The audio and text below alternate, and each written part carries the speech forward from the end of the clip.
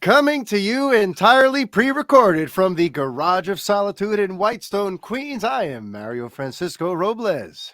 And from the Office of Justice on Long Island, New York, obviously, I'm Brett Miro, and this is episode 174 of the Fanboy Podcast.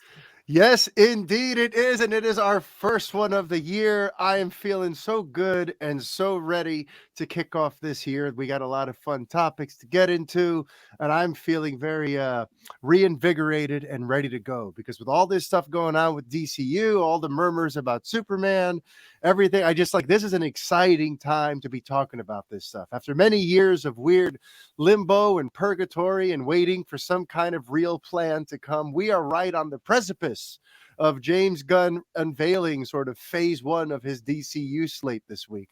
And there's some fun just stuff to unpack along the way. So without further ado, Brett, why don't you start us off? Have you been watching or playing anything of late that you would like to mention here? Yeah, so if you do follow me on Twitter, I'm not always that active. I'm trying to be more active, but recently I did watch a ton of things, and I tweeted about it. I figured I'd start doing like little mini reviews. So every time I'm trying to watch something, I'm trying to do that. So I did recently watch The Menu on HBO. So if you go on my Twitter, you could probably see me talk about that. I just saw The Whale recently, which I really enjoyed. I mean, I enjoyed both those movies so far. So that's like my quick little review. Highly recommend. But yeah, so check those out. I won't like go into them ad nauseum on here. One thing I just remembered though that I will mention just kind of randomly.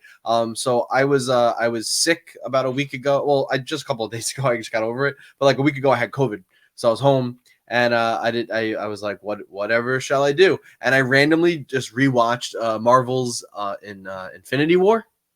And Marvel's Avengers. I mean, Avengers Infinity War and Avengers Endgame. It's Marvel's Avengers. Ooh, yes. So I watched those. I watched one day, and then the next day I watched the other. I hadn't watched them in a very long time. Like I've gone back to Endgame, but just kind of like fast forwarded to like some of like the hype moments, and like that's pretty much it. But I watched both of them straight through, and I forgot how dark and depressing Infinity War is. Like it's a very dark and depressing movie. Like it's still, you know what though, it holds up and it hits all the the emotional moments hit. And it's a really cool. And I forgot, like, I feel like once Endgame came out, we all kind of were like just all raving about Endgame because there's so many like big fan servicey moments in that, and like all the time travel. And it's the big payoff of everything. Yeah. Right? So, but like Infinity War is like got some really cool fucking moments in it. It's really good. Infinity War is really good. You know, you might even like. There might be an argument that it's better than Endgame in a way, just because like it doesn't get lost in all the, like the time travel hijinks, and it's just kind of like it's more of a straightforward story. But it's a really good movie. And then Endgame, of course, Endgame is it's incredible. It's an incredible movie. Also, the first half of that movie super depressing and dark. like I remembered it was when I saw it, but I haven't seen it in so long. And I'm watching it, and I'm like, oh no, like this has like a dark tone for like a lot of it. Like, and it's good.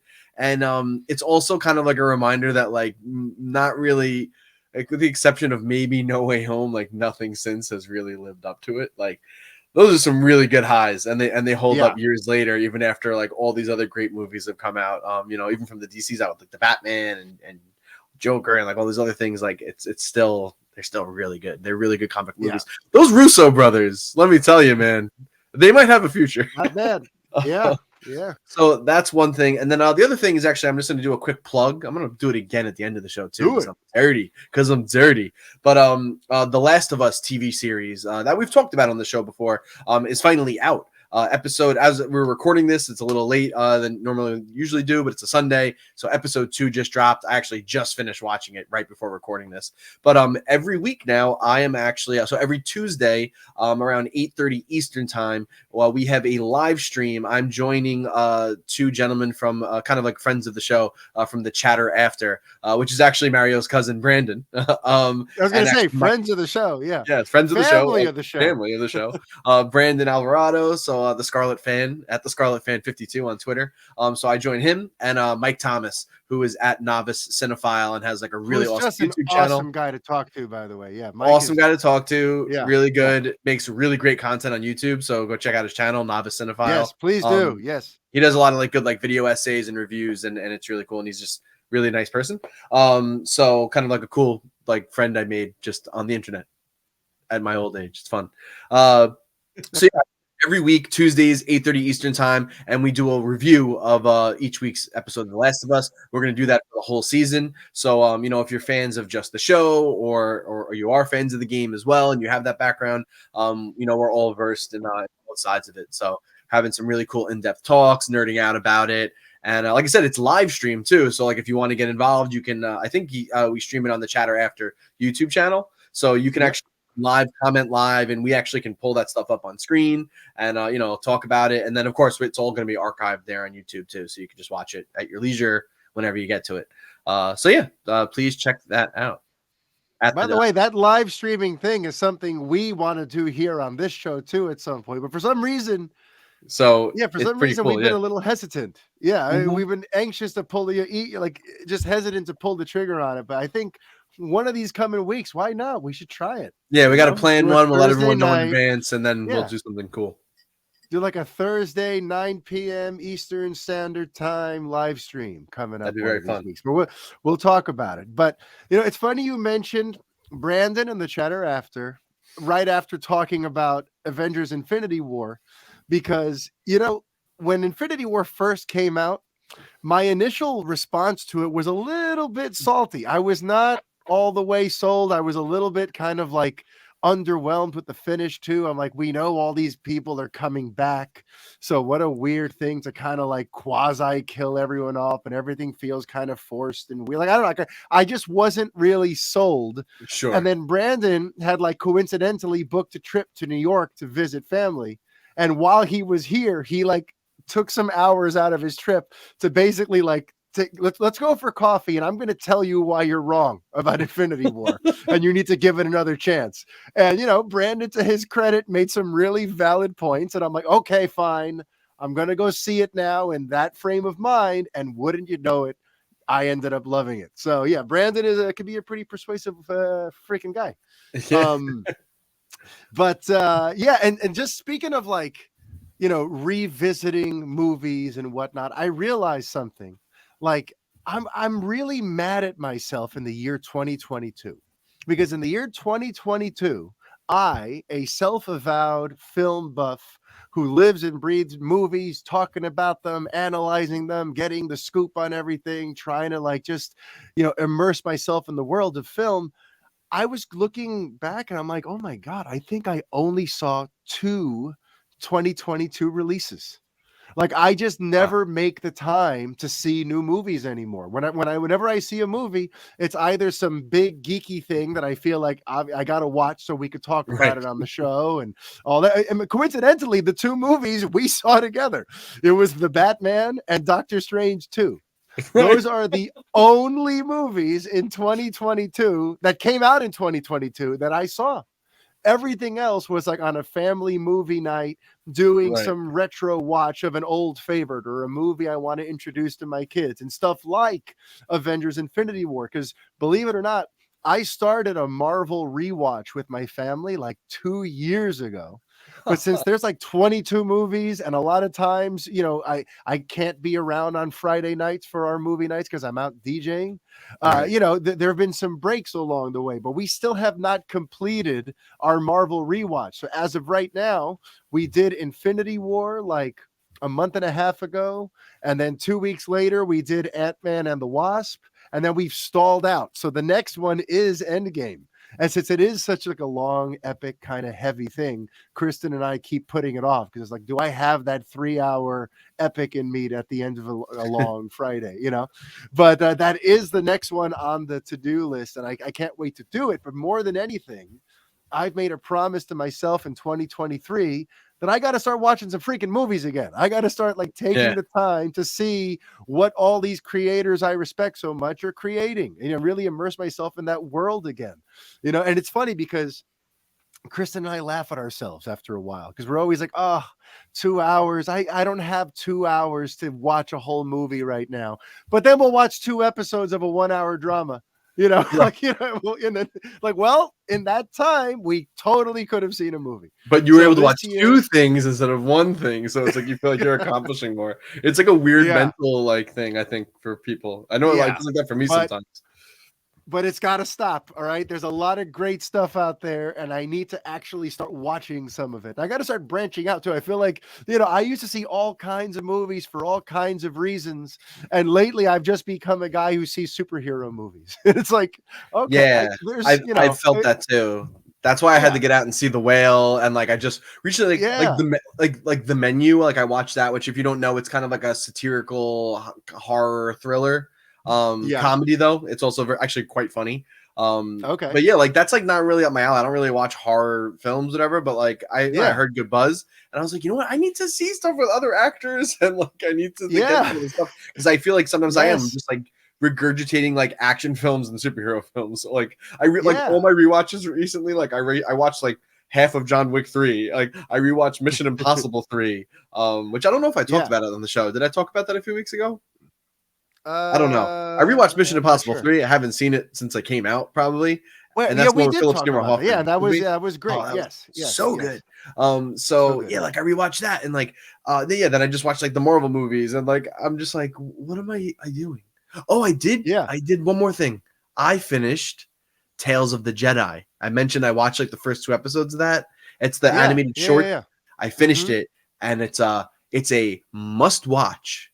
It's a must watch. Recommend. Okay, it's really good. It's animated and it kind of has that Clone Wars look, but like it's also kind of like a little darker. A little, I can't explain it, but like it looks like they kind of like matured the look up a little bit, if that makes sense. Mostly focuses on Dooku, like a young Count Dooku, which is really rad. And Ahsoka, which is like more stuff of her. I think that like probably takes place. Some of it's a little during the Clone Wars period, which is introduced in the actual show, and then I think there's some stuff that was like later, like a little after. But yeah, they're like 5 episodes. I don't know, like maybe like it's like an hour total. Honestly, like all the episodes. Some of them are like 9 minutes, 13 minutes, 8 minutes. Really, really good though. Really, like they're really well written and they're really interesting, and they give some cool backstory to some characters that people really like, but we never got to like spend much time with on screen. So right, well, that gets added to the list, but I got to start watching movies again. Yeah. You but and like, me both. just going back to like the types of movies too, like, I got to watch something that like the appeal of it is the great acting, or the appeal of it is the great writing, or the appeal of it is, this director, I got to see what they've come up with now, as opposed to just what's the latest chapter in this superhero saga I'm following. I feel like I'm just, like, okay, I get it. I'm a fanboy and I'm proud of it. I'm the co-host of the Fanboy Podcast. I get it. But there's a whole other world out there cinematically that I've just totally kind of like turned my back on. And I'm like legit mad at myself for it. So I'm going to address that in 2023. But in terms of things I did watch, it was a bunch of 1-hour dramas. It was so far, I watched all 10 episodes. And that could have been 5 movies, but I watched all 10 episodes of Netflix's Dahmer show, starring Aaron Peters, and really, really great. Evan Peters. Evan Peters. That's what I meant. Yes. And listen, it's tricky because I loved it. But it's also one of those series where I can understand why there was some backlash, because here you have this series that suddenly sort of humanizes this monster, and kind of like, and especially because Evan Peters is kind of a very charismatic and magnetic sort of guy on screen. He's a very talented actor. And even when he's playing a psychopath like Jeffrey Dahmer, you kind of can't help but like get into him a little bit and want to see and root for him. And it's kind of like a tricky thing where you're like kind of invested now in this legitimate monster serial killer. And I know there was some blowback from victims' families and stuff like that. And honestly, I kind of get it, So it's like a weird thing, but like, I loved it. The writing is great. The acting is phenomenal. I learned a lot about that whole situation that I never knew about. I only really knew the bullet points of what Dahmer had done, but this gets more into like the real details of what happened and how it happened. Sure. And how he was caught and all the different times he could have been caught before, and how like the subplot is how poor the policing had been to try to stop him. Just like, it was a fascinating, riveting watch. Strongly recommend Dahmer, but you are going to find yourself at times like rooting for this guy who's an absolute abhorrent human being. And it's not like he's a character that was like written like it's not like you're rooting it's for not Dexter. Yeah, exactly. You're rooting for like a guy who was real and like caused a lot of real trauma to people. Yeah, it's weird. And there's still victims to this day lamenting the deaths of their sons and brothers, and so it's a tricky thing, but apparently too Netflix is like doubling down on it. They've asked Ryan Murphy now to continue with this series, and I don't think that I think they're going to do another one of these like anthology series, because first of all the title is very clunky, but the title, it says Dahmer Monster semicolon the Jeffrey Dahmer story, so technically it's called Dahmer Monster the Jeffrey Dahmer story. It's just weird, but I think monster is the idea for the series, and like every season will focus on a different like 10 episode arc on a different monster. And so upset Netflix like another group of people and victims. Exactly, a different serial killer. Yeah, exactly, and upset a different group of victims. Yes. So listen, Netflix is like, we hear your concerns, but money. Oh well, but money. Yeah. So but that's literally the only thing I've given myself the pleasure of sitting down and watching since we last spoke. So without further ado, I think we should dive into some of the topics we got going on this week. And we're going to kick things off with the Superman on Film update for January 23, 2023. So there's been lots of interesting things that have happened since we last recorded at the end of December, but a lot of it is going to distill down to some interesting rumors that started popping up that, of course, our boy James Gunn stepped right in and kind of laid down the law on what these rumors are really about. So there were some Superman casting rumors early on. They were talking about that Wolfgang Novogratz. And then as of like 2 weeks ago, there started being some interesting murmurs of an actor named Jacob Elordi. That Jacob Elordi is in the discussion to be the Superman in James Gunn's upcoming untitled Superman reboot. And this was kind of making the rounds for like 48, maybe 72 hours when somebody had the big bright idea of tagging James Gunn in a tweet and asking, what are your thoughts on this? And wouldn't you know it, James Gunn chimed in with his thoughts. So over on the Twitter, he said, my thoughts are no one has been cast as Superman yet. Casting, as is almost always the case with me, will happen after the script is finished or close to finished, and it isn't. We'll announce a few things in not too long, but the casting of Superman won't be one of them. So let's kind of go through that a little bit, because there's some interesting, there's a few things about that tweet that get my attention. So first and foremost, that line there about casting, as is almost always the case with me, will happen after the script is finished. The case with me. Does this sound like he's only writing the movie, Brett? Or does this sound perhaps like almost a Freudian slip that James Gunn will be directing this upcoming reboot, right? We were talking about that. Like, we know he's writing it, and there was some early quote about how like we haven't, decided who's directing it yet. But the way he's talking about it there, the way he's sort of taking ownership of this and saying, my casting process, I don't cast people until I'm done writing. It sounds like he's a little more than the writer then, because you and I both know writers don't cast movies, period. Sure. Counterpoint, they might make a suggestion. Go ahead. Yeah. No, I was a counterpoint though. Also, like it could also just be like that. He's the writer and he's also the head of DC Studios, so he gets to still like. He might not be directing it, but he gets to make the call that like, hey, maybe that's like a thing. It's like, we're not going to cast anything until scripts are finished. Maybe that's a new thing, so they don't run into all these stupid announcements of things that never get made and all these weird leaks. Maybe it's just like, hey, from now on, we're going to have a finished project before we start looking for casting. So it could be that too. That's fair. That's fair. But I also, it certainly seems like he could be directing it. But he's like, I'm just saying, he's like the executive producer also, and the writer and the head of the studio. So I think he has a little more pull maybe when it's his project, even if he's not. Perhaps. And there is another tweet I'm going to reference later where it shows he does have a fair amount of pull. You're right. Over the casting of everything. But I think it's worth noting, I think we've discussed before, that like since breaking out, since becoming household name James Gunn, pretty much anything he writes, he directs. All of that like writing for someone else seemed to stop as soon as the Guardians movies came out and he became James Gunn. When he wrote for that Scooby-Doo sequel, that he wasn't James Gunn yet. When he wrote Dawn of the Dead, he wasn't James Gunn yet, for Zack Snyder to direct that one. So ever since he's broken out, he directs everything he writes. So I still think the safe bet, the safe assumption is that he's going to end up directing the Superman reboot.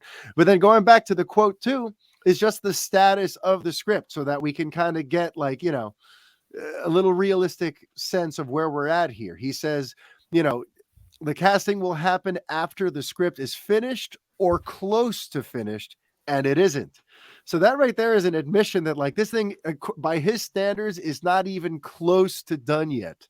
So any hopes that like maybe they'll start filming this year, it's probably unlikely. You know what I mean? If the script isn't even close to done yet, it's going to take some time before they get that final draft. It's going to take some time to get into casting and designing and building sets and doing all that. So that means that like, optimistically they're filming in 2024 for a 2025 release. So Superman fans, just kind of keep that in the back of your minds. If the script is still not even close to finished, we still have a bit of a wait ahead of us here. I don't think it's out of the question though that we find out who will be playing Superman by the end of this year. Oh no, I think that's like totally they could finish the script in the next 6 months and then go into casting and start working out all the something. And then or when they have like DC is fandom usually in the summer or like a little later in the year. Well, I think they've said like there aren't plans for more fandoms, and fans are like clamoring for Gunn to like make it part of the annual ritual. But I think the last thing that was said about fandom is that they're kind of done with that was a thing they did for 2 years for COVID, that little virtual, basically, public relations thing that they would put out there. But now, it doesn't sound like we can expect a fandom. Well, the San Diego Comic-Con, there's New York Comic-Con, right? So one of those will probably get like a.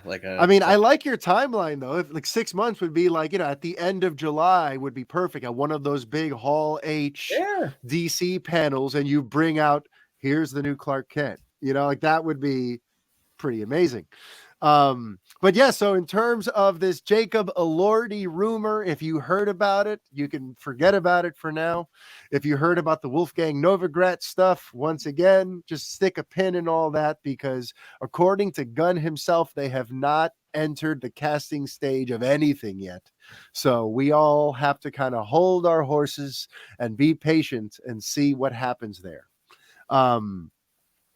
Then a couple days later, there was a little more stuff about casting and the process of casting, where James Gunn once again had to take to the Twitter and kind of reveal where things stand. Because you see, there had been in an interview or something where he was talking about his Guardians of the Galaxy Volume 3 cast, whatever, his Guardians of the Galaxy cast.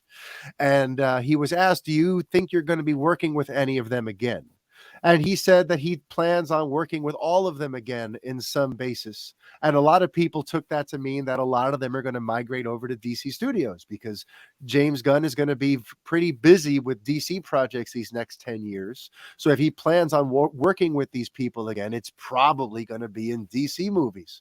So there started being a lot of like, of course, there's a backlash for everything nowadays. People are like, oh, now you're going to bring your friends over and you're canceling Henry Cavill and you're getting rid of the mainstays of DCU and you're just going to bring your buddies from Guardians over.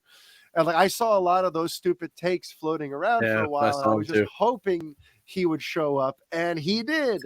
So here's what he had to say about that. He said, we have hundreds of roles to cast.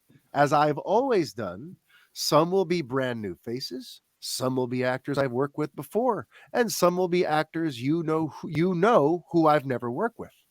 What matters most is the actor fits the role and they're easy to work with. Boom.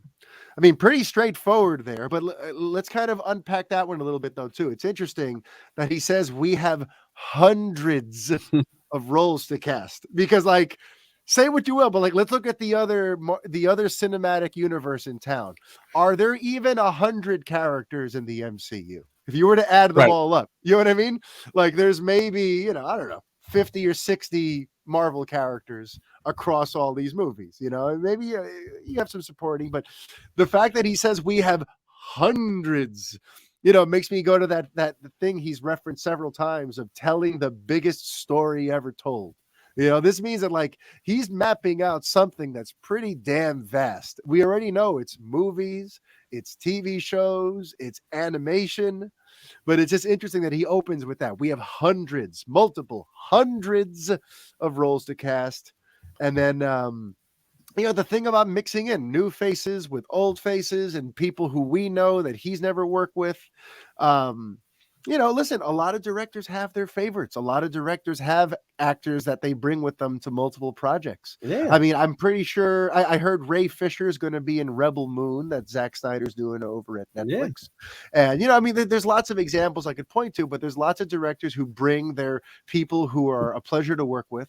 How about Wes Anderson? More stories with in every Wes Anderson film. He's got there's so many actors that have been in 2 or 3 of his films. The Wes Anderson Repertory Company, you can just call them at this point. Yeah, basically. But yeah, so yeah. I mean, do you have any thoughts on that? On what he's saying here about the casting process? Are you concerned about him making Chris Pratt Superman? No, that's not going to happen. Someone said someone was joking, or I think Mike Thomas was joking around, and he said there's the next Batman, guys, joking around because Chris Pratt's casting everything. And I said legit, I was I could see them going for him for Green Arrow, because he could totally do an Oliver Queen. He could just come right over and do Oliver Queen. He kind of is perfect for it. So I don't know, but I'm sure everyone's groaning right now. But yeah, including me. I'm yeah, no, I don't need to see that. But his quote is I'm glad he addressed it, but the quote is totally just I'm gonna fucking do whatever I want. Guess what I'm gonna do? I'm gonna cast a wide net and I'm gonna make a choice. But just so you know, here's the 3 pools I'm pulling from: people I know, people I don't know, which is basically everyone. It was he said everything and nothing all at once. And the fact that he even had to say that is just ridiculous. Literally, he basically just said, I'm gonna pick a person. There's gonna be a person in here. Cool. That's all he said. But I think also because some people pools, though, don't get it. Yeah. But one of those pools, that last one, when he says, and some will be actors who I've never worked with, I think that's referring to some DCEU holdovers like Jason Momoa and some of these other folks who may show up in new roles, So, yeah, and that's going to be interesting too. I know that is a big, point of contention among some fans online. They, especially with pulling the rug out from under Henry Cavill, there's this feeling that if you're going to chuck Cavill, you got to chuck everybody. So if you're going to have some people stay, then there's really, it's hard to justify, axing others and blah, blah, blah. But, hard to justify for who? Hard to justify for who? Yeah, I don't. For the people that are angry about it, you know what I mean? It's not hard to justify. Yeah, I mean, first of all, we still don't know what exactly he's going to do. Yeah. We're going to get into that later. Some potential ways that he may be bridging us to the DCU from the DCEU, but we still don't know what this story is, how he plans on starting this new leg of things. We know close to nothing. So judging the who stays and who goes stuff to me is a little silly, but we are going to get into some interesting rumors right now involving a certain actor who is known for a current DC role who may be transitioning into another. And that is none other than Mr. Jason Momoa. Because Jason Momoa was recently spotted shrieking with delight outside of Warner Brothers. Actually, first within the office with some security guards, and then walking out and screaming in the parking lot. And we're going to do something that we've never done here before. We're actually going to play that clip for you. We're going to play the audio for those of you who are listening, and for those of you who are watching, you're going to get to see Mr. Momoa. So here we go. Here's what he said a couple days ago. 4 years ago, I had the Jeep out front. No, I want you. I looked 4 years ago. I was screaming, wasn't I? Yeah. Screaming when I left Warner Brothers. Right? Everyone's in the meeting. 4 years again. It's a mystery, baby. We got, I got some really good news. Great news with Warner Brothers. Amazing. Wish I could tell you, but here it is. Peter, I love you. James, I love you. David. Okay. Mwah. To the future. Baby! Picture me rolling. So there you go. He seems very excited about something right now. And of course, that clip got everybody talking. There were the people pissed off who felt like, how could he be saying, I love you to Peter and I love you to James and I love you to David? He's stabbing Zack Snyder and the Snyderverse in the back. And how could he be excited for what they're doing and blah, blah, blah, blah, blah. You know, there's the people who are pissed about that. But then there's also like, this opened up a lot of speculation about what is his future. Does this mean that he's leaving Aquaman and becoming Lobo? Because we know that's something he's spoken of recently, you know, and, you know, there was all kinds of interesting stuff that came out of that. But then he, in a other interview, sort of following up on things, kind of like muddied the waters a little further. Yeah, this was interesting. You know, yeah. So in an interview, not that one just yet. Hey, I'm trying to pull up the right quote here. Yes. He said, I'll always be Aquaman. Ain't anyone coming in there and taking shit. There might be some other characters too. I can play other things too. I can be funny and savage and charming. Yeah. So this makes it seem like he's trying to imply that he's going to stay on as Aquaman, but also play another DC character. A lot of people are assuming Lobo, since that is, you know, that's the big running rumor. But yeah, I mean, what do you make of this? Like, how you know, Momoa kind of just shrieking with delight and implying this big, exciting future that he's so grateful to Peter and James for, where he might be playing two characters. How does all that hit you, Brett?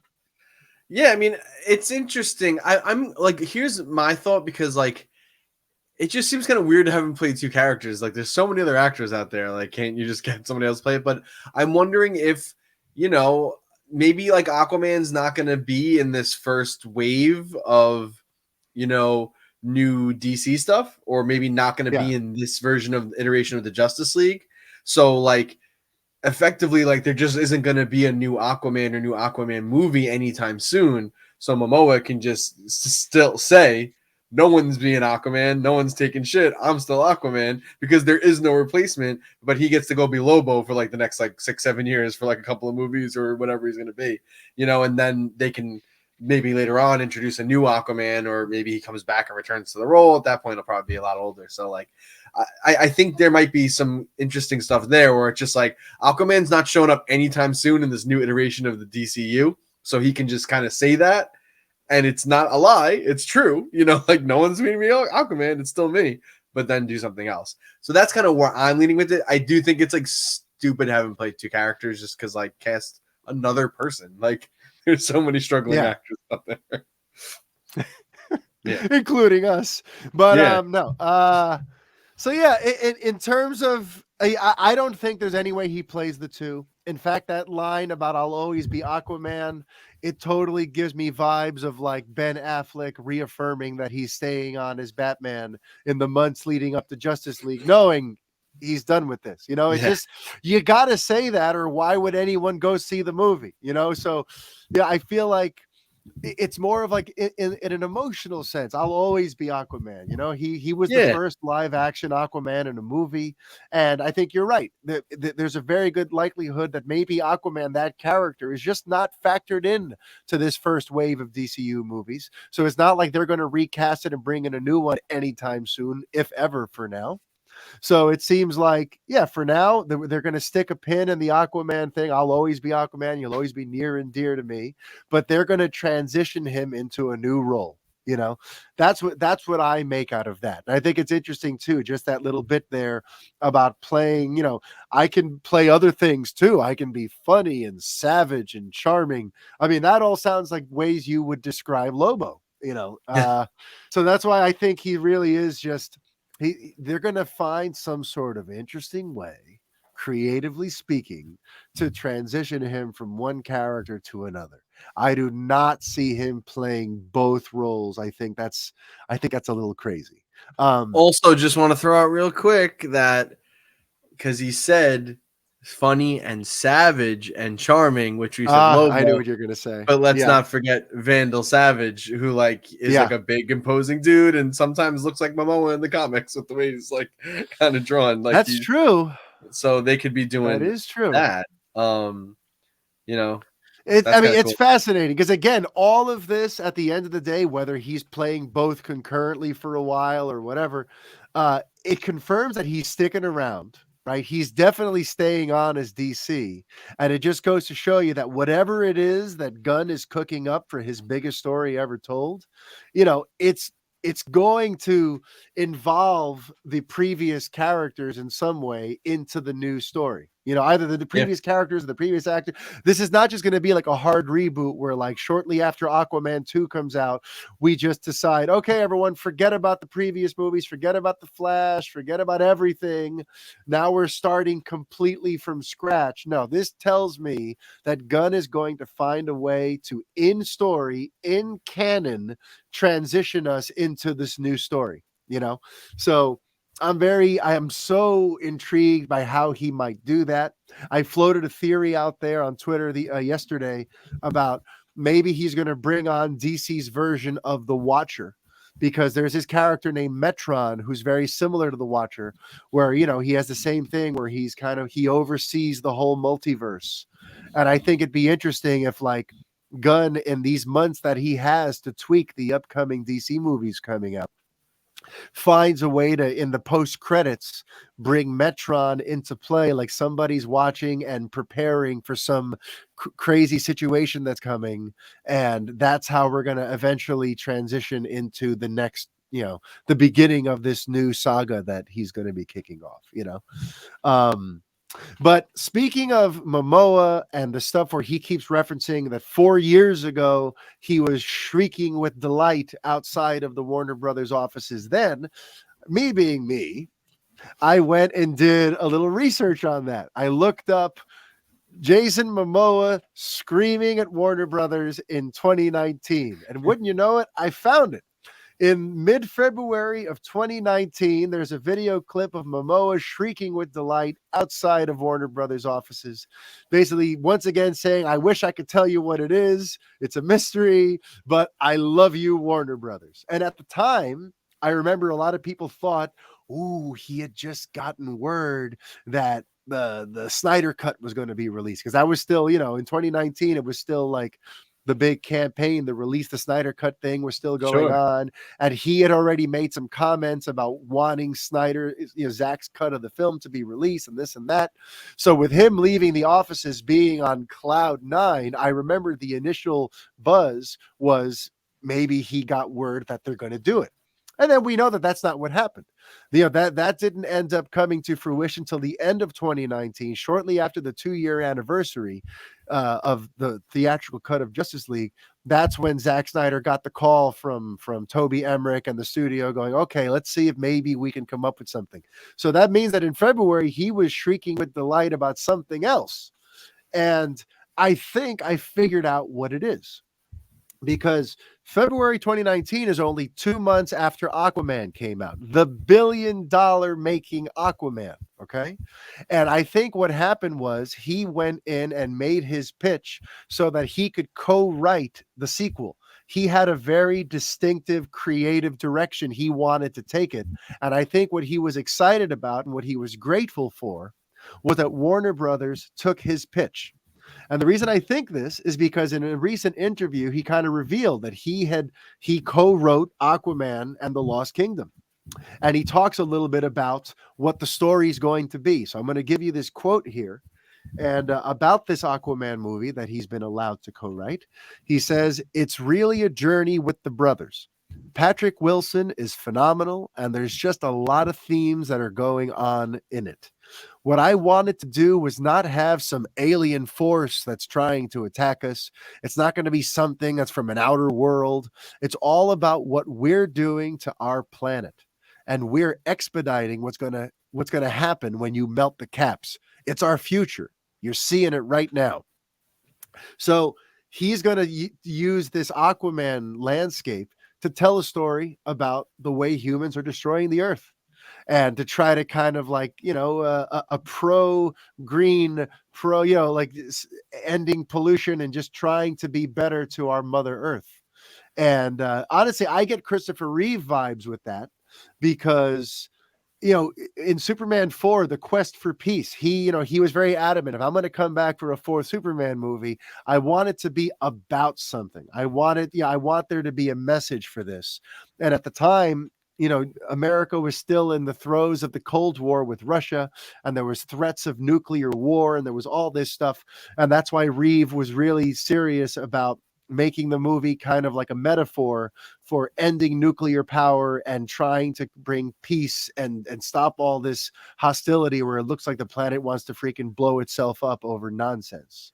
So Momoa trying to go that route with Aquaman 2, that speaks totally to me, because the big sap that I am, I've always felt that these movies, the way that they could service something higher than just, oh, that looked cool. Oh, look at this fun action and look at these neat heroes doing this comic book imagery. The way that these movies can be something bigger and something greater is, here are movies about heroes, right? Well, these movies should now inspire you to be a hero in real life. They should inspire you to want to do better and be better. So Aquaman 2 having some sort of aspiration for putting a message out there that, hey, folks, we have to look at the way we're doing things, because right now we are on a collision course towards destroying the planet we live on and making it uninhabitable for our descendants. Okay?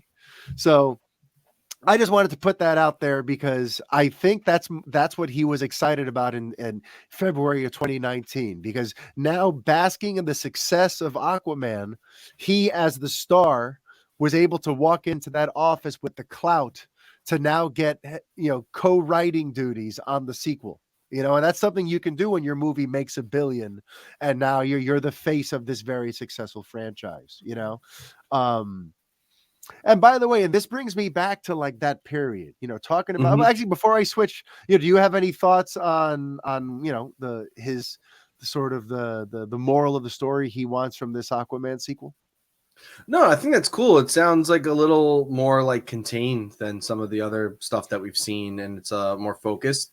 Little Captain Planet, sounds like a really great pitch for a Captain Planet movie, but which I'm still waiting for.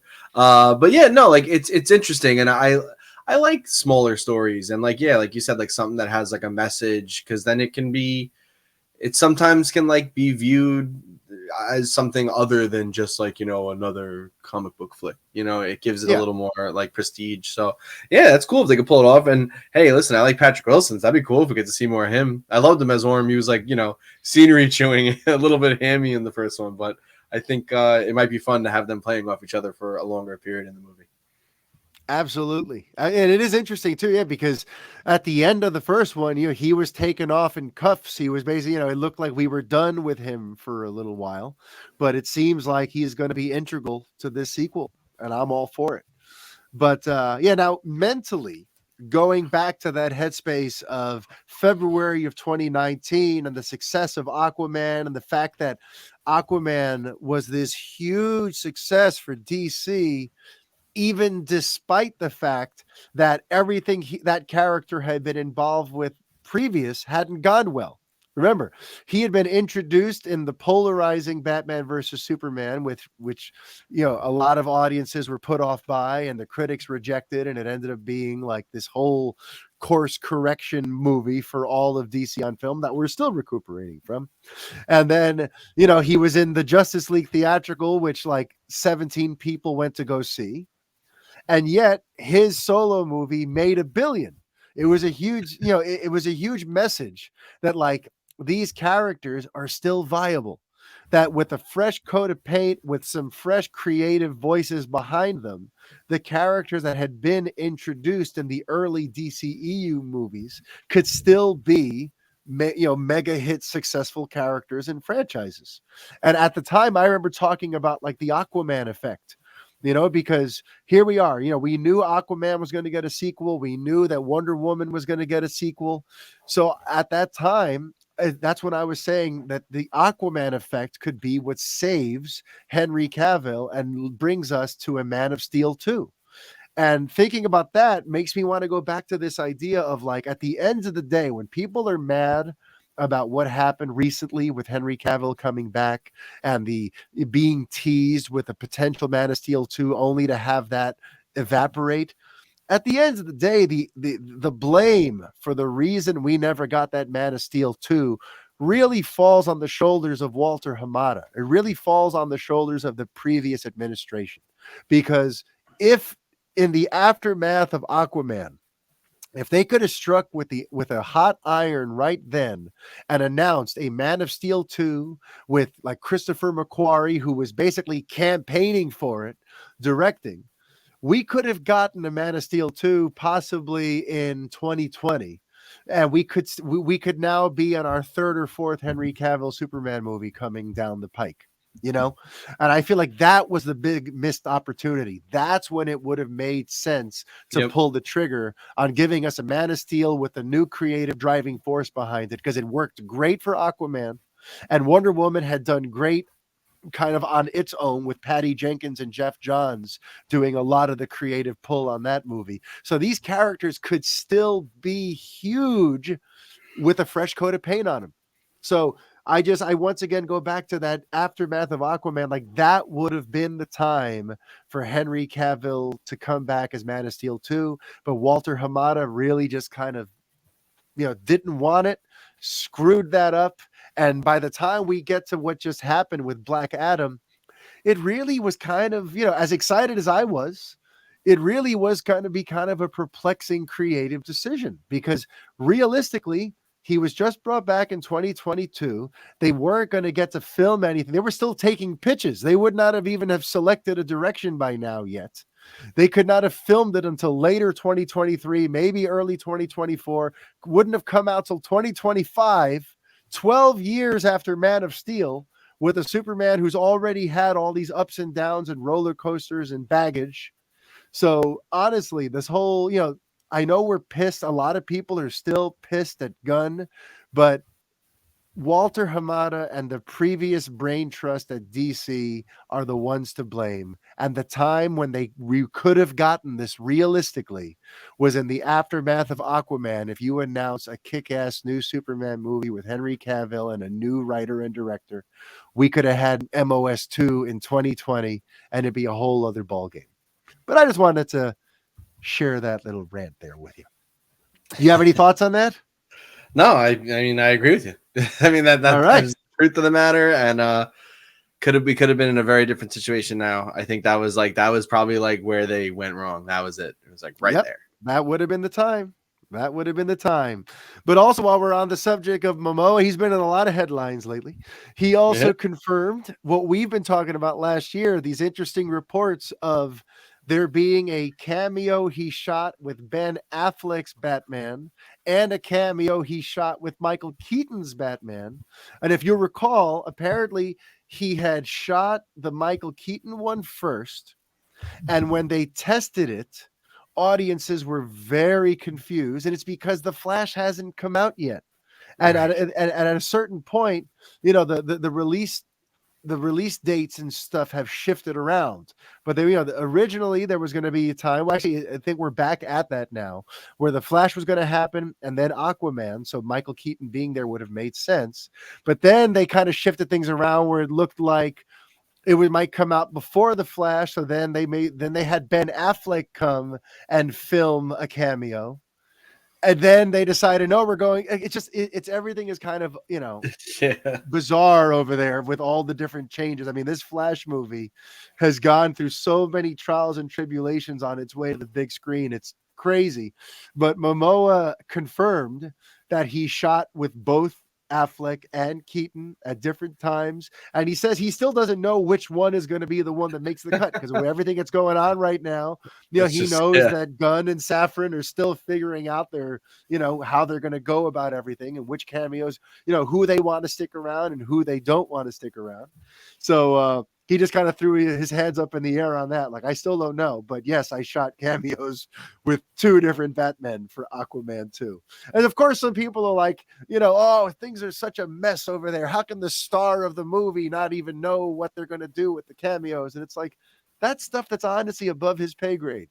And it doesn't really affect the story of the movie. Either way, it looks like there's a scene where Arthur Curry speaks to Bruce Wayne. That's all we need to know about. And they're going to go with the Bruce Wayne that fits where they're going the most.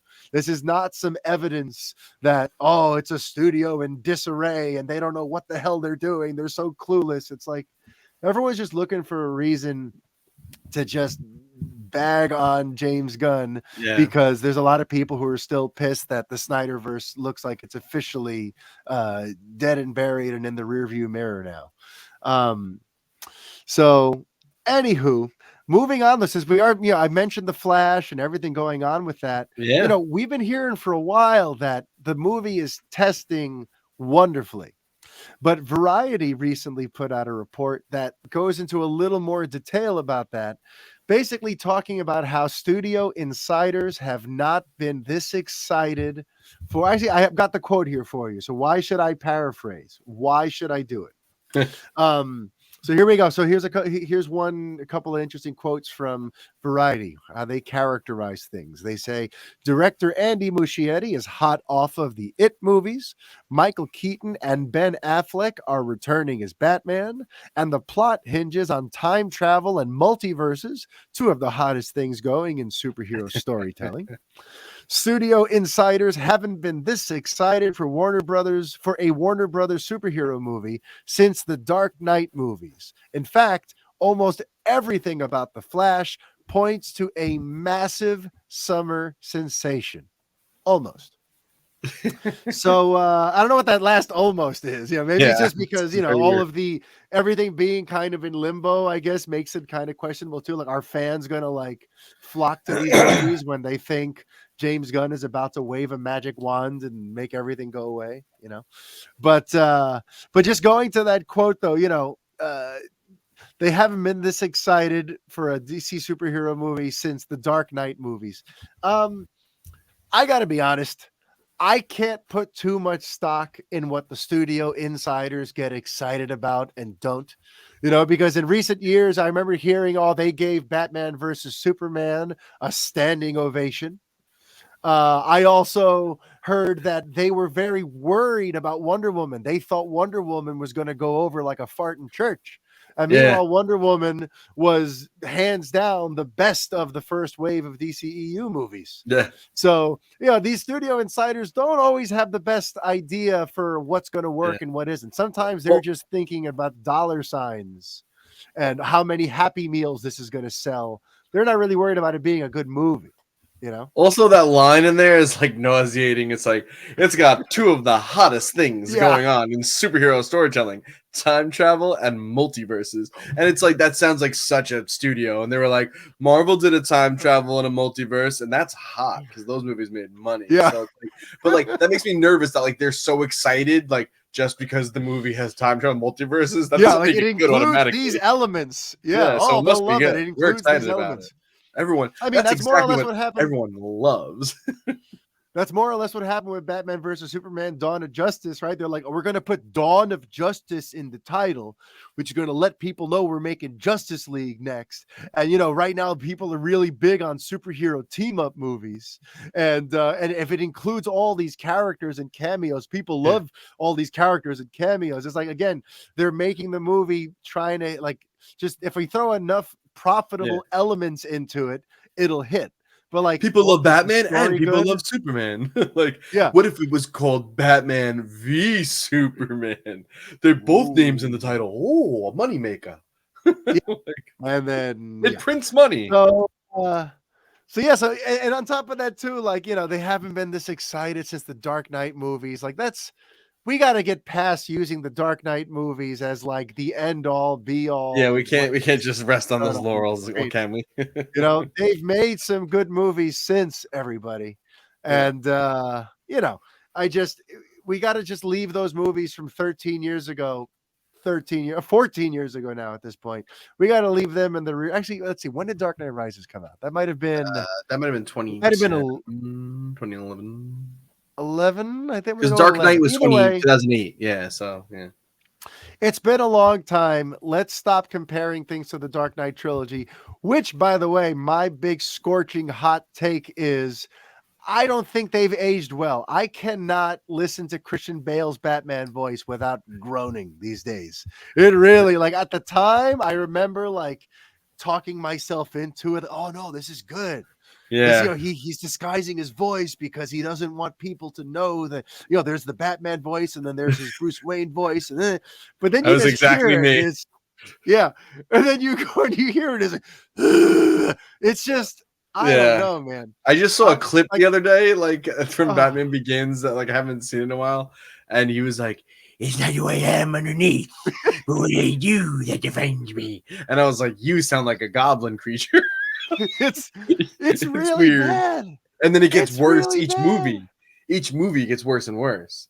But by Dark Knight Rises, it's like Batman Begins was like the most bearable. Then it got really growly in the second one in Dark Knight, and then Dark Knight Rises, he just mumble jumbles. It's just growling. It's crazy. I have this theory about the Dark Knight trilogy. Well, we're going down this hot take route that I wasn't planning on doing, but I feel like guys in our generation and older, a lot of grown ass DC fans loved those movies more than anything because it like legitimized our fandom. Like, since they were more grown up and they had these prestigious casts and they were handled seriously, it suddenly let guys in their 30s and 40s go, see, it's cool to like Batman.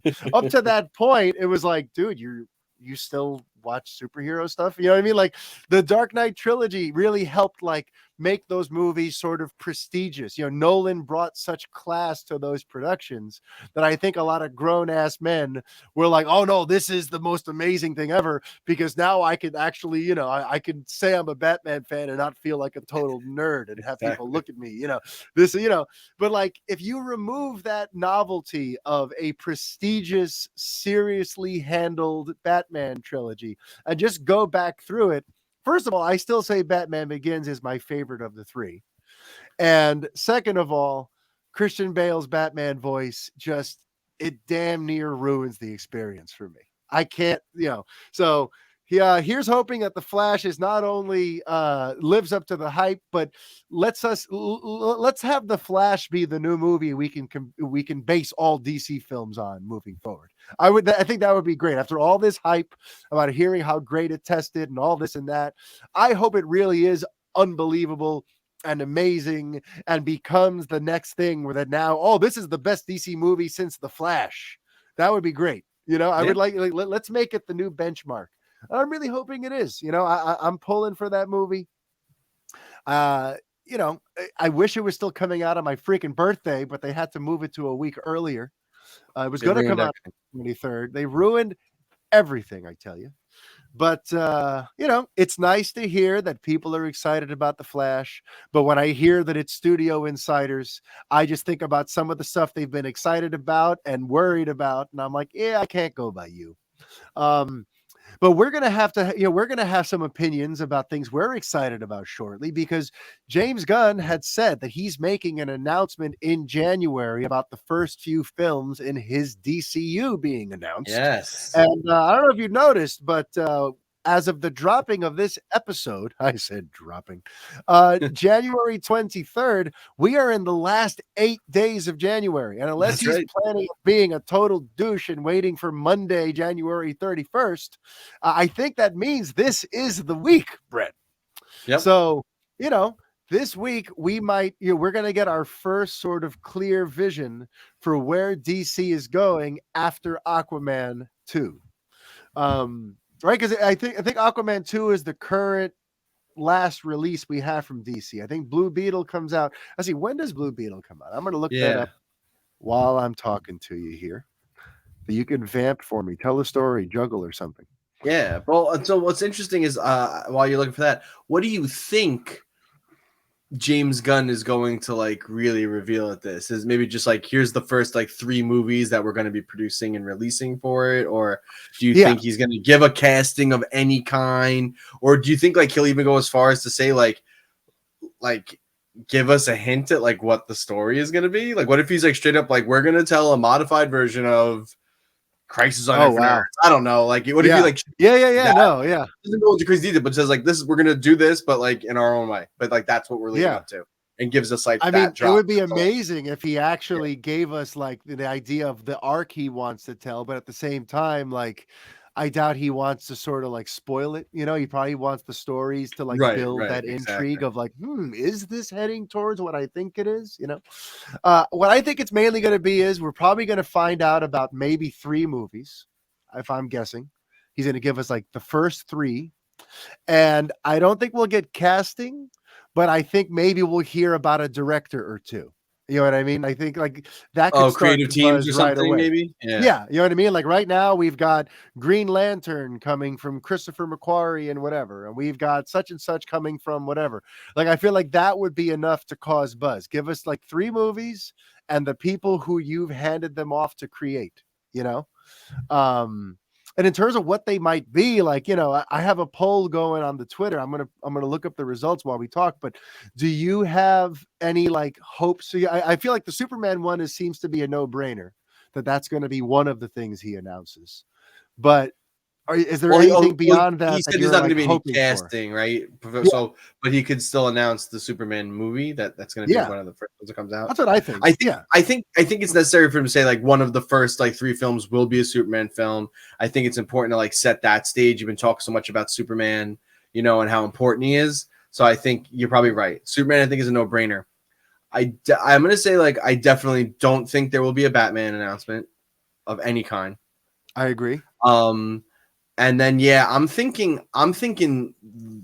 So what's I forgot what the latest update is. The Green Lantern HBO series, is that thing still a thing technically, or is it going to be a movie now? So what's that? That's something that we've that's happened since we last spoke, where there had been reports that it got canceled, the HBO Max Green Lantern Corps series, but then Gunn came out and said that that's not true.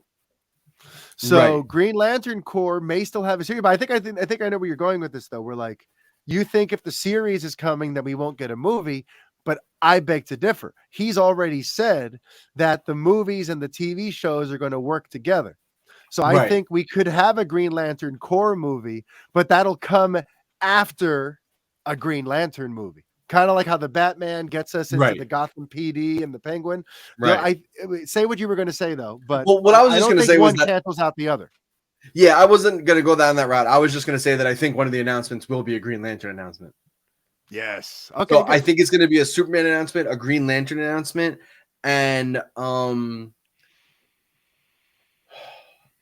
I feel like who else would they throw in there? Like we gotta have screw like religion. I mean, screw like realistic possibilities. Is there just like a dream one that you'd love for them to do? Like something that you hope he pulls out of his ass and you go, yes. That's a real tough one. Well, while you think of that, I'm going to reveal my Twitter poll results. Your poll. Green Lantern is running away with it. I gave 4 options. I mentioned Green Lantern, Wonder Woman 3, because that was talked about recently. And according to Gunn himself, it's not off the table. It just has to be creatively overhauled because Patty Jenkins' script didn't fit into what he's saying. So there still could be a Wonder Woman 3. So I put Green Lantern, Wonder Woman 3, Batman Beyond, and I don't even remember the first one because I put the freaking thing away because I'm a loser. But the one that running away with it is Green Lantern with I'm pretty sure I voted for Green Lantern. Of the vote. Yeah. Green Lantern is 67%, Batman Beyond in second place. Oh, and I put Booster Gold because I know that Gunn has he likes to go towards some of like the deeper lore comic book characters, and Blue Beetle and Booster Gold do have, they have a noted relationship. So with Blue Beetle getting introduced, maybe Booster Gold would be a way to go, and it's one of the quirkier, interesting, offbeat characters I could see Gunn wanting to pull out, or even like a Plastic Man or something like that. Right. But for right now, the big buzz is everyone seems to want a Green Lantern movie. Yeah. So that's your vote?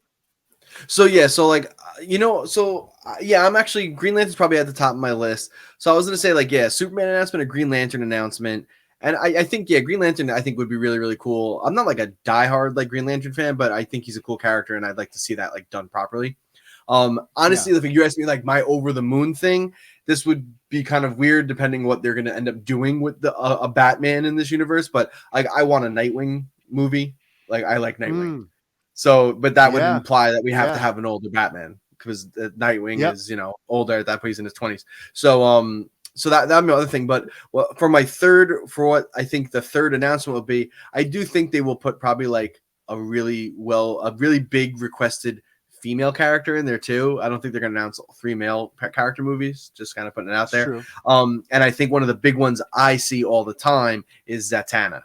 I think a lot of people want to see Zatanna. Yeah. So I think it's going to, and also like she's a little like off the beaten path, which again is up James Gunn's alley. So I think you see like, he says we're doing a Superman movie, we're doing a Green Lantern movie, or maybe it's the show, whatever they announce first, but there's a project, a Green Lantern project, a Superman project. And I think maybe like Zatanna or something like that is the way that is what we I could get behind that. That checks a lot of boxes right there. Yeah, for me, I'm going to go Green Lantern also. I think Superman is absolutely in there.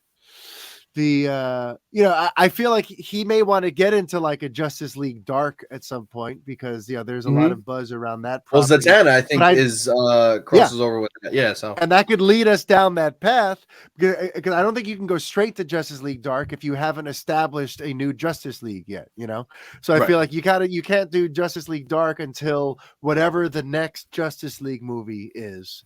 So which is hopefully in the next somewhere in the 5-6 years, but also I brought up Batman Beyond because if he is going to keep some of what's being, some of what's worked or some of what's already happening, we do have Michael Keaton popping up in The Flash, and I could potentially see them keeping him around as the elder Bruce Wayne. I don't know if it fits into Gunn's idea, but the reason I think it could be interesting is it's a great way to not compete with Matt Reeves' Batman movies. If you now have an older Bruce and the Batman that we eventually get in the DCU is perhaps like, like Nightwing eventually becomes Batman. There have been other Batman, so or obviously if they go with the Terry McGinnis route specifically for Batman Beyond, but like, I wonder if he would be intrigued by that idea of keeping Keaton around, but having him be mentor Bruce and introducing a new, younger Batman so that there is a Batman that could be used for the Justice League, but it has nothing to do with Pattinson, and it doesn't interfere with Reeves' world at all. Because if they introduce another Bruce Wayne who's going to be a young in his prime Bruce Wayne, at the same time that Matt Reeves is telling his Batman stories, I think now you're conflicting. You're going to create some confusion in the marketplace, So, but anyway, so that's why I think the older and even if they don't go with the Keaton route, I think the idea of bringing in, I mean, if you can get, never mind. But if you can get just an old, I was going to say, well, you were like, is Affleck? Yeah. But I'm like, part of me thought about that too. I was like, what if he is going to come back now? Because like, he's like, oh, that's a much better run operation, and then like he cause like, then you could keep the older Batman. I don't know. I don't know what to do. I think, you might have to go older with Batman just to keep him differentiated. But like, because I also can't see you like not having Batman either. So like, I don't know. Yeah, it's weird. It's going to be interesting. But, all right, we're going to move on to a non-DC topic, and it only took us an hour and 10 minutes. But I want to talk to you a little bit about a man called James Cameron. A man who I think, he's the GOAT. Tell me the man is not the greatest of all time. Hear me out, okay? This weekend, Avatar, The Way of the Water is like, it sailed past $2 billion, okay? He's the first director in history to have 3 $2 billion movies, okay?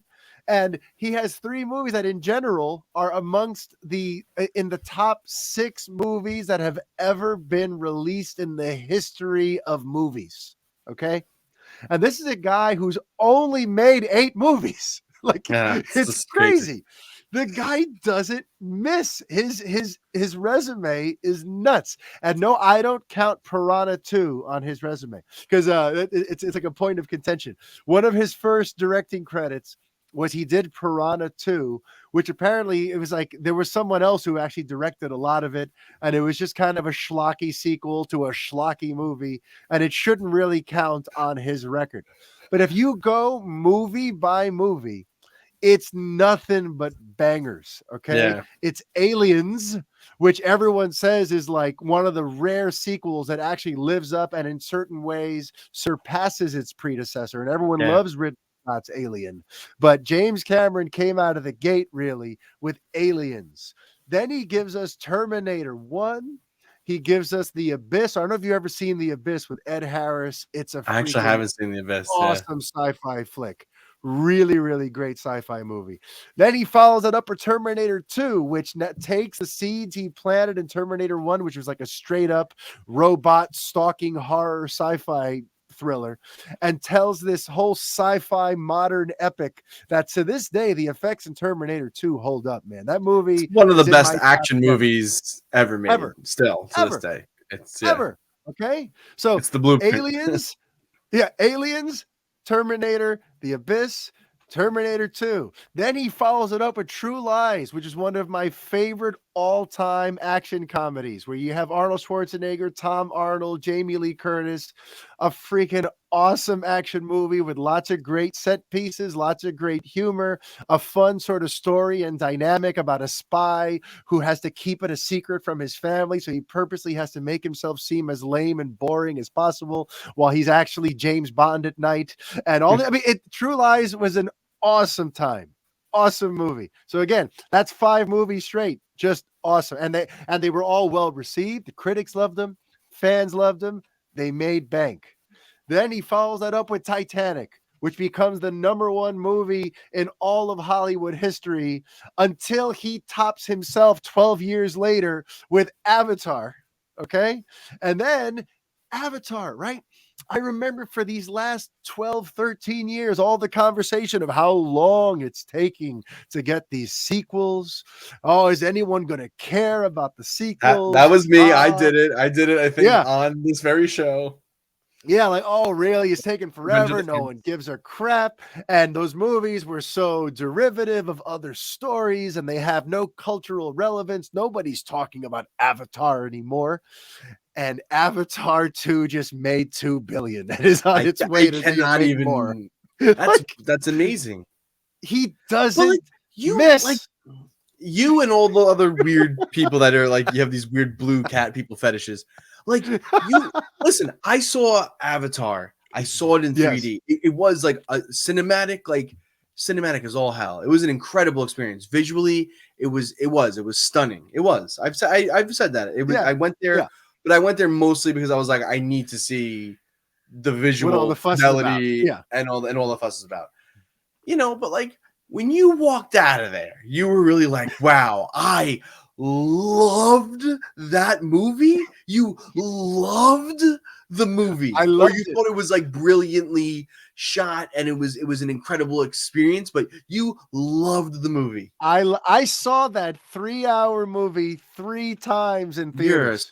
You're a sick person. I spent over 9 hours watching Avatar. You're an avatar. I'm an avatar. I am. Listen, you're one of those avatars. Loved it. I love because again, I love the story. I found it emotional. I found it moving. I know it wasn't an original story. Did you do the ride? Did you do the ride in Animal Kingdom? I did a ride in Animal Kingdom, and it was the one that transported you to another world, and it was like a total mind and fuck. It was amazing. It was that amazing. that was better than the first movie. That was one of the most amazing experiences I've had on this earth. Was that ride? And it was way better. I remember you texting me about it when you came back. I'm like, oh my god, the Avatar ride. It melted my brain. But listen, I loved the movie because I loved what it had to say. I loved the message of the film. The believe it or not, I don't have any trouble really with the plot being very similar to other plots because again, I've always kind of been of the mind that a lot of films have plots we've seen before. It's all about the ride. It's all about how we get from A to B. Okay. Even like the plot in Titanic is very simple. It's very, the rich boy meets the rich girl and she's already, promised to the rich man, but she loves him. Like it's a very typical story, but I don't have an issue with that. I mean, I always go to like Deadpool. Deadpool was a very typical sort of story too. And that movie was a freaking awesome ride because of the way Tim Miller told the story.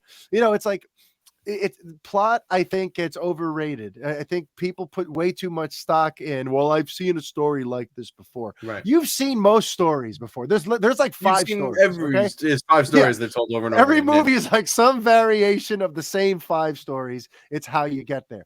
The thing that pissed me off out of Avatar, the thing that does make me roll my eyes to this day, the one where I go, James, really? Like that was the best you could do. Was okay, there is a mineral that is hard to obtain, so we're going to call it unobtainium. Unobtainium. Yeah, that is the one thing I wish I could have back. That and the papyrus font for the logo of the movie. The papyrus skit from SNL is one of the best things ever. Yes, but like if I could change anything about Avatar, it's the papyrus. No, not the papyrus. It's the unobtainium angle. But in terms of what it has to say about taking care of Mother Earth, what it has to say about war and capitalism trying to destroy nature, trying to take anything that's beautiful and mine it for profit and destroy everything around it. Like I loved the message of the story, and all the emotional beats always landed. When in the third act, when some of that stuff goes down, when those bastards come and kill the mother tree and they shoot the missiles and knock down, I'm sobbing in the theater, man. Like I don't know, just it speaks to me. You don't think you were sobbing because you watched 9 hours of it? Listen, it's not like when you saw 6 hours of WrestleMania and you were crying. That made me want to cry. Yeah, no, I stand by Avatar. I thought it was a beautiful story with a beautiful message. I even love the way it handles the romance, where like instead of saying I love you, they say I see you. And I think it's such a beautiful idea because when you're in a relationship with someone, you want to feel seen, and that's the most important thing. You want to feel like the person understands you and sees who you are and meets you where you are. So that whole thing where like they say, I see you, like, I think there's a lot of beauty in that movie that gets lost because people want to go, oh, it's like Fern Gully. Like, shut the hell up. Okay. There's a beautiful heart to that movie. Did you like when they fucked with their hair? I tried replicating that. I had a ponytail back then. It didn't quite work out, but listen, I'm just happy to hear. I haven't seen Avatar 2, by the way. I should mention that. I think maybe I said it earlier in the show too. It's hard to do that when you have a 9-month-old at home. You don't want to be the jerk who brings a baby to a movie theater, but it's also hard to find someone you trust with your baby for 4 hours while you go see a movie. But it's on the to-do list. I got it. I mean, listen, it's probably going to be in theaters a long time because it's one of these freaking James Cameron movies that it's going to be running for a while. It's like I'm not interested, but like also like everyone's raving about it. It made $2 billion. Now it's like I feel like I'm not a part of the zeitgeist. So like I don't know, but like I also like I don't know when I'm going to see it because I have like no time right now and my house is going under major construction. And then like I have a business trip a week, and then also I have a baby coming in a month, and then I'll not be seeing. Yes, you do. So it's like it's crazy. But hey, it is crazy. Good for James Cameron. I'm real happy for all you weird blue cat people lovers. This has to at least put him in the conversation for being the greatest. No, he has to be. I mean, if you're just going, yeah, I mean, like, listen, critical reception. Because listen, I hate going just by like, well, he made money because, like, you know, okay, a lot of things make money. That there are a lot of things that suck that make money. Mm-hmm. You know what I mean? Yeah. So, but like, yeah, I mean, from critical reception wise, like you said, he made like 8 films, and like 6 of the all 8 winners are like fucking, you know, yeah, 6 of the 8 are what, like, just made so much money. And we're even though I don't want to base on money, but we're critically well received. Yeah, like that's just like, yeah, that's a really good run. And I think, you know, he pushes the art. Like, he does push the art of filmmaking and what's capable, and, you know, pushes his actors. And, like, you know, I don't want to, even though, like, this is not necessarily my forte, I don't want to undersell that point, because, like, there's some stuff that there's a lot of stuff that he's doing that is, like, advancing the medium. And that's important. And I don't know too many other directors or people in the industry that are, you know, maybe Jon Favreau, you know, when they started doing the volume and the way of shooting, like, that was obviously a big step forward. But James Cameron's like on another level. It really is. He is. And if you look at the 3 specifically that crossed that hollowed 2 billion mark, that put him in just company of one, I think one of the things about them is that these are simple stories that are told in a way where it'll connect with audiences no matter the language you're watching in. In fact, you could watch them on mute and know what's going on. You know, I think that's part of the reason that these films have such wide-ranging success all around the planet. You know, if you go to Titanic, you go to Avatar, these are films that if you were to even mute them, you know what's going on because the story is clear. And he's just, you know, I think he's got an eye for that. He knows how to tell a story that will capture the imagination of people, young, old, no matter where you live, no matter where you come from, you can connect to something in that story. And I think he's got a gift for that. And then just a couple of interesting headlines that have come up of late, just, you know, because of the discussion around Avatar and pushing the medium forward and all that kind of stuff. You know, there was an article going around recently where, you know, James Cameron is talking about, don't watch Avatar on your phone, you know, and a lot of people initially took that as like, you know, he doesn't want his big, beautiful movie to be seen on this tiny little 4 or 5 inch screen. But he apparently took it a step further, that it's not really about the size of the screen or the decibels in your sound system. It's about making the choice not to multitask. Just go see the movie. You know what I mean? And I firmly believe in that, because again, like, if you're watching it on your phone, you're getting notifications, there's other stuff going on, and clearly you're not as immersed as you could be. And that's something I've talked about on this show a lot. You know, back in the day, I would talk about, you know, Orson Welles, the director, would talk about this thing about, you know, lulling the audience into a dream state. That the director is trying to, like, bring you into the zone of this movie, into the zone of this story, so you could lock into the rhythms and follow these characters and get lost in this story. And you can't do that on your phone. You know, and in general, the idea of, like, just multitasking, it drives me nuts. Seeing people, like, I have a couple of cousins that every once in a while, you know, we go to their house for a movie night, and my cousins are on their phone, like, playing stupid, like, app games and, like, going around doing errands around the apartment. Oh, no, I'm watching. And it's like, no, you're not. Like, yeah, I'm a Nazi about stuff. I'm like, but that too, yeah.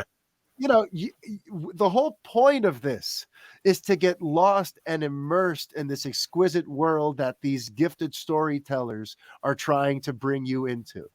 And if you're only half paying attention, then I honestly don't want to hear your opinion on the movie afterward. Right. I'm not interested. Because if you're going to say, oh, it was all right, oh, it was boring, or it was this, like, how would you know? Didn't pay attention really for 90% of it. Yeah.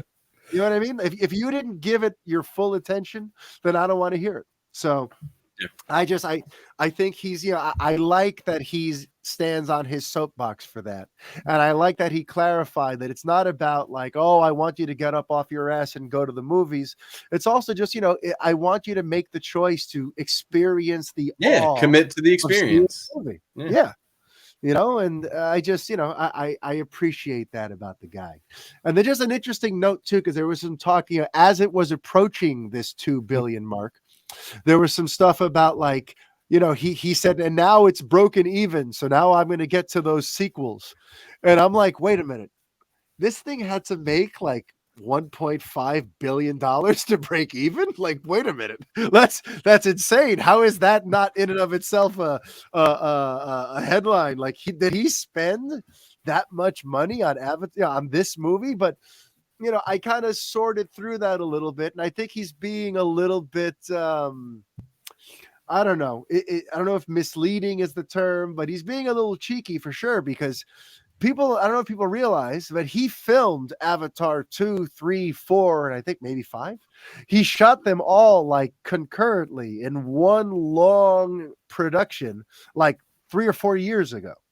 So these movies, the sequels are pretty much in the can. I think the breaking even means now like this breaks even for all of them. Like whatever he spent on making all of them, now the rest is just gravy train profit. You know what I mean? Like stuff he could do to make the effects even better or whatever. Right. You know what I mean? But the break even point that he's referencing, it can't be for Way of the Water.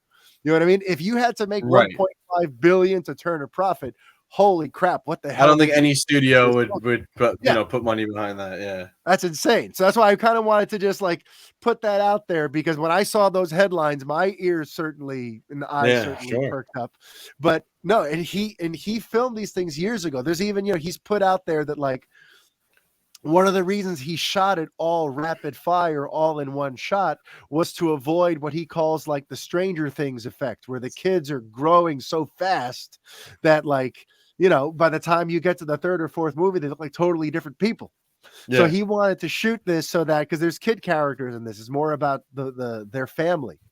So, so these movies are already in the can. So I just had to like clarify that. I felt like I wanted to clarify that on this show, because the sequels are already done, and there's no way the break even that he's referring to was just for Way of the Water. But, all right, so I'm done gushing about the greatest director of all time. Brett, before we bring this one home, did you want to get into another topic or two that are tickling your fancy this week? Yeah, so a couple of little updates cross over with a lot of our topics. So on the video game end of things, Marvel's Avengers. So Crystal Dynamics, the developer of Marvel's Avengers, which is that like a live service Marvel game that like, listen, when it was getting announced, everyone was very excited for it. It came out and it was like this weird cosmetic and a million different currencies, and there wasn't a lot of content, and then they just didn't have a good roadmap, and it didn't really, like, single player campaign was very good, but all the end game content just like didn't seem to be sparking it. Some people got really into it, but it wasn't big. So they just came out and said that they will actually be ceasing development on the game as of September 30th this year. So they did have a big update at the end of last year. They added the Winter Soldier to the playable characters, added like a new Omega level threat, which is like a thing it's like a raid, and you would like attack it with like a bunch of your co-op friends. So that was the final new content to be added to the game. They're not going to add any new cosmetics to the game's marketplace. And it looks like there's going to be like a 2.8 update in March, which is just going to like update all the balances. And that is it. Apparently, the game, the single player and multiplayer content is going to remain playable indefinitely. So it's still going to be able to be played, but just after September 30th, there's not going to be bug fixes, patches, help, and there's not going to be any new. And as of right now, there's actually no new content already. It's just the content's done. So just after that, it is dead in the water. So that game, it's a shame that turned out the way it did. Like I said, the single player campaign was really good. But because they were relying so much on all like the end game multiplayer content, it's not like a very long campaign. I almost wish like maybe they just didn't do the multiplayer stuff and just like fleshed out that campaign a little more, made it a little more beefy, and just released it as like a regular Especially game. in a world where Spider-Man on PS4 was so great, just focusing on the single player campaign. Imagine if they would have put that level of attention and detail into just telling an amazing Avengers story. And that's what Crystal Dynamics is known for. Like, they do story games. They did the Tomb Raider series, like the new reboot of Tomb Raider, which the games were very good. They're very capable games. They're good developers, but I think they were in over their heads with this, and I don't think they knew how to make this type of game, this like live service, always on, updating game, all the stuff, and just like the amount of time it took to like grind and get the things you need without spending money, just to like get basic upgrades and just even like upgrade the character to get to like the highest level, like whatever it was, like a cap of like level 30 or something like that. It took me so long just to get like I forgot even who I used. Like, I think maybe it was Iron Man. I got him to Captain America. I got up to like level 30. I think I maxed him out, and I was like, that was like, I don't know, man, how many hours? Over 20 hours at least. And I was like, am I gonna go back and now do this for Hulk, Iron Man, Black Widow, and then like they added like another 4 or 5 characters since the game came out. So it's like, am I gonna? I'm just like, I'm not gonna. I don't have the time, and it wasn't fun. It's just like the design. It's like they added the combat was like similar in a way to like Spider-Man and Arkham. Like, there's like a counter button, there's a dodge button, there's like that kind of rhythm. But I played it a little bit. Yeah, it was clunky. I found it clunky because of the way the game's designed, and especially if you're in a co-op situation and playing with 3 other people. There's just enemies and effects and characters going off everywhere, and you can't focus. And it's like, at least like in Arkham, like, in those games, and like Spider-Man, like you have like the cues, you could see when to counter. Like, it was just very unclear with just so much stuff going on screen, like when do I counter, when to do it, and everything felt floaty. It didn't like hit the way it did. So it just, for me, that's always how it felt. Just never quite controlled right. And disappointment. It's a real head scratcher though, because you would think like right now, here we are in the golden age of superhero storytelling, right? On the big screen, especially Marvel, above all else. Marvel right now is the king of the pop culture kingdom right now. And we're also kind of in the golden age of video games and what all these new systems can do and all this. And it's like, you'd think this would be perfect. The Marvel's Avengers game, this should be the greatest thing. Yeah. And apparently right out of the gate, I heard people going like, they kind of screwed this up. It's a real. They shouldn't have made it a multiplayer game, or they should have had like a different team on or someone to help, because they just didn't know how to like keep it interesting and engaging. And I don't know. Insomniac should just do all of them. Insomniac should just do all the Marvel games. And this is not what I want. I don't think this is really what anyone wanted from an Avengers game or just like a Marvel game. Like, we know what we want. It's like we got a bunch of them with like Arkham Asylum, Arkham City, Arkham Knight, and the Insomniac Spider-Man games. Like, that's what we want. I want like a story-driven, like single player thing. I don't want any bullshit and cosmetics and challenges and weekly updates. And I don't want any of that. Just give me like a really well-designed game. So at this point, like, maybe if you want to like go play a good release a Avengers game, multiplayer spin-off. You know what I mean? Maybe make it one that is just geared towards multiplayer for the people. Like a free-to-play thing or something. I don't know. Yeah. But I want to spend money. Amazing, dynamic single-player adventure here with these characters that I'm obsessed with. Yeah. Marvel's Superheroes 2, Lego Marvel Superheroes 2, I think that's still probably the best Avengers game. You have a whole New York City to explore. You have all the characters. It's funny. It's that's honestly, that's probably what you got. So, and then, so now we went from Marvel, we're going to go to DC. So Suicide Squad, Kill the Justice League. That's Rocksteady's new game, the developers of the Arkham series. This game has been developed for a very long time, got delayed a bunch. Some leaks came out. And so I'm a little nervous, Mario, because like the conversation we literally just came off of. So in a leaked screenshot of a menu screen, like a pause screen, there was the fateful words up on top that said Battle Pass. And everyone, the internet and all the fans collectively groaned. And you could hear it around the world. They heard it in the international space. this loud groan. We knew the Suicide Squad. We've known for a while that it is going to be like you could play it single player or it could be played co-op. We knew it was like a 4-player game like this. So, and we're hoping, well, hopefully you're looking at Avengers and how they shit the bed there and like that. It's not that great. So like, don't copy that. And I don't know that they are, because we haven't seen a lot of footage. We still don't know a lot about the game, but they still have Battle Pass. And now everyone's like up in arms because they're like, is it going to be like all Is it just going to be cosmetics only? Is there going to be like all these like extra things where it's like they're going to paywall like abilities or like cool things or even cool cosmetics that like, you know, in Spider-Man, you just get to like do challenges and you unlock one of the cool throwback outfits or like all these different costumes. Like, is this thing going to be a thing where I have to like grind for hours and like hit 5 weekly challenges, you know, by the end of the week, and I have to play on a timer. So like everyone's very nervous about that. Rocksteady has not said anything yet about it. There's also been some gameplay leaks that seems legit.